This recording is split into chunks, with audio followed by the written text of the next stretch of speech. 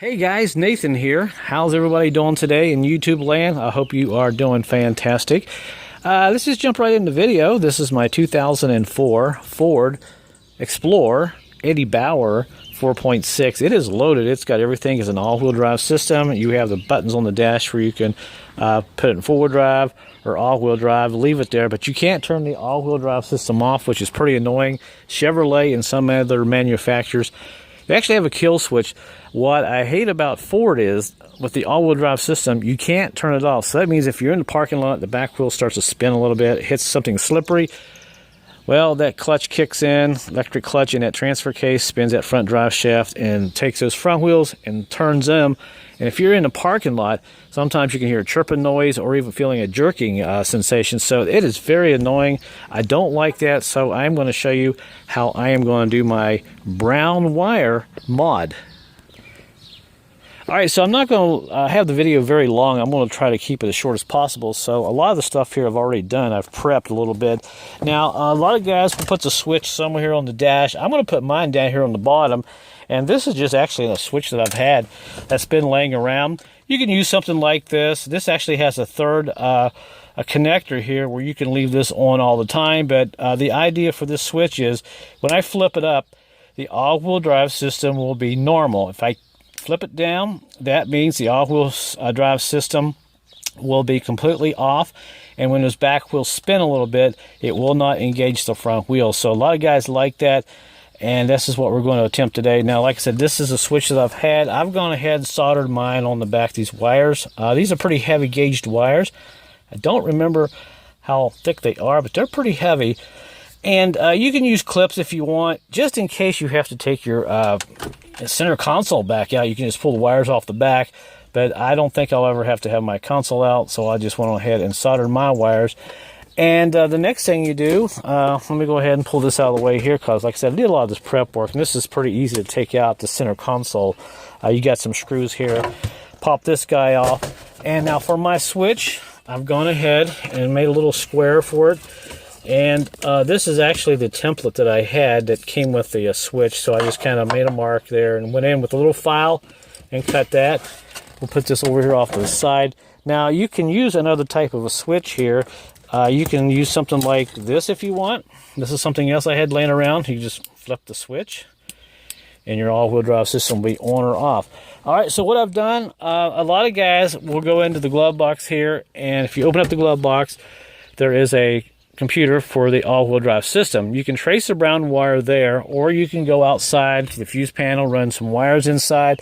But since I found out my transfer case is basically right below this column here, the center console, I just drilled a hole right there, that little hole right there, where I can fish my wires down through with my switch here and tie it into the transfer case underneath.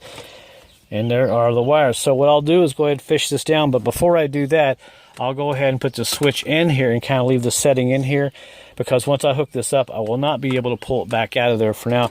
But you can do this any way you want. You can use clips, use any kind of a switch, whatever you like. You can actually put it up here if you want. But I thought it would look pretty good if it was sitting down there and it's easy accessible to get to. And the other thing is, if you have this switch on, and you want to just leave everything in the normal mode, well, when you start to spin those back wheels, and if the front wheels start to engage, this will light up a little bit. It'll kind of blink a little bit, and it'll let you know that the all-wheel drive system is kicking in. So let's go ahead and go underneath here. Let me show you the wires we're going to be tying into. All right, so we're underneath here, and here are the wires that we're talking about. This is what they call it, a brown mod. This is a brown wire. I don't know if you can see that. If I hold the light a little bit better, you can probably see the collar there a little bit better. But this wire that goes in the back of the transfer case right here, there is a magnet in here. It acts as a clutch, and when power is sent to this, it engages that clutch in that transfer case. It allows that front drive shaft to turn. So this is how this works. Now, when you hit 4x4 switch, power is sent to this constantly, and this is when you're in four-wheel drive all the time. So what we're going to do, we're going to fish those wires back down to here, these little two wires, and we're basically just going to connect these two, clip them or tape them, whatever you have, and that's all there is to it. So let me go ahead and do that. All right, so got it all back together, and how cool is that? So let's go ahead and start the vehicle up here. And when I start the vehicle up, there we go. I have the system on now. I can flip it off, and the all-wheel drive system is done. So that means if you're spinning, your back wheels, the front wheels will not spin. Now, if you go up here and hit 4 high, it's going to override the system because the 4 high and the 4 auto is on 2 different systems. There's 2 different fuses outside under the hood, just so you know. So you can still go ahead and flip the switch off, but if you want to kill your all-wheel drive system, just flip it down, and if you want it back on, just flip it up. And you can see right there, the light's lit up.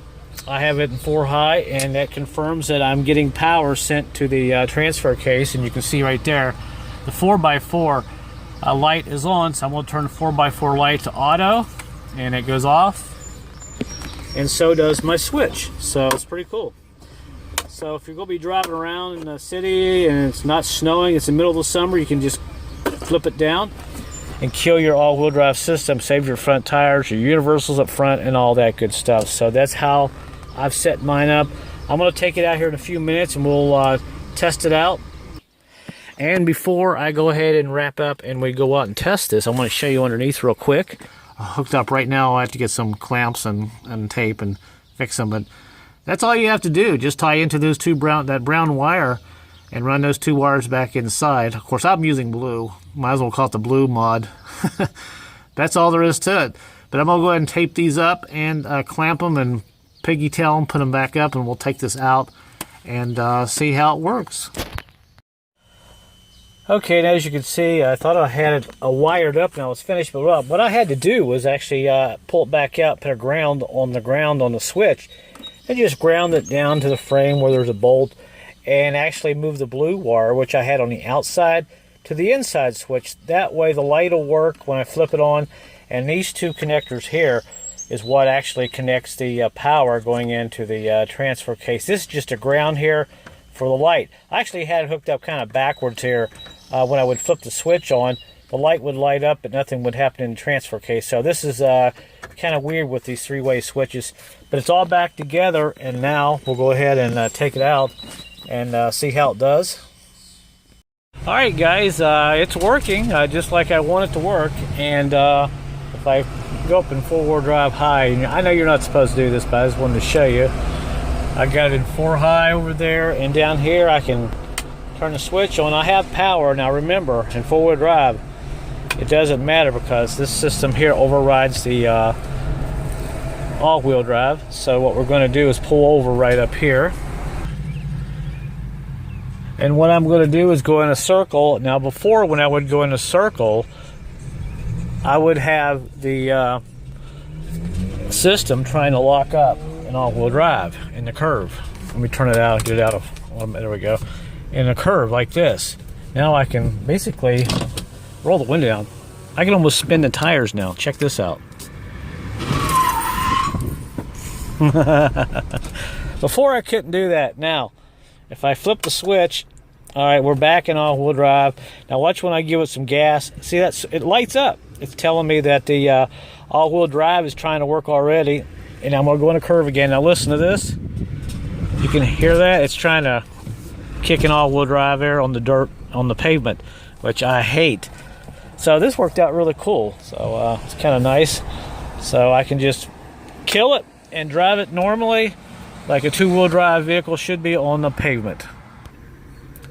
So that's it. Hopefully you understood that. I know there's a lot of videos. Well, there's a lot of people since the 90s that have been doing this, but I really couldn't find any videos really to explain how this works and how to do the setup. Now remember, you could just use a on-off switch. You don't have to have a switch like this that has a light on it like mine does, and the light just kind of lets me know that the all-wheel drive system is working. Didn't have it before, so it's kind of nice to have it now. So I guess that's it, and if liking my videos, say hi. I usually don't ask people to subscribe because if you like them anyway, you'll do it anyway, right? So other than that, thanks for watching, guys, and hopefully this will help you out with your all-wheel drive brown mod switch on your Fords Explorers and your Expeditions. Until the next video, hey, I'll see you guys later.